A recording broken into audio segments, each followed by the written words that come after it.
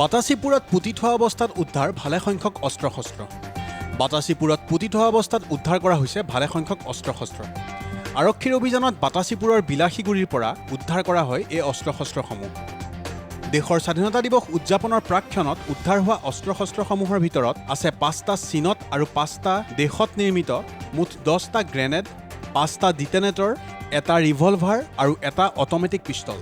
অঞ্চলটোৰ এজন প্ৰাক্তন এনডিএফবি লাইজ ওৰফে লালৰ বাসগৃহ চৌহদত পুতি থোৱা হৈছিল এই অস্ত্ৰ শস্ত্ৰ।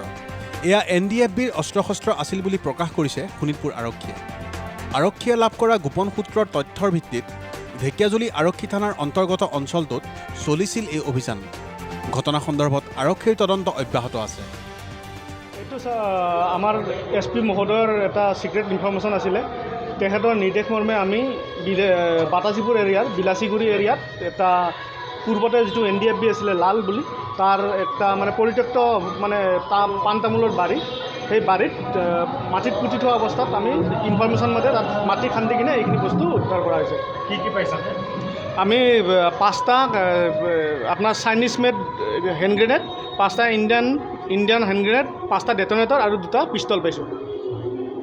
এই যিগৰাকী উগ্ৰপন্থী হয় নাই, তেখেতৰ ইতিমধ্যে মৃত্যু হৈছে। হয়, দুৰ্ধৰ্ষ উগ্ৰপন্থী আছে। তেখেতৰ নৰসংহাৰত মেইন একিউজ তেখেতেই আছিলে, লাল লাল। আৰু তাৰ বাৰীতে পাইছে। হয়, তাৰ বাৰীতে পুতি থোৱা অৱস্থাত পাইছোঁ আমি।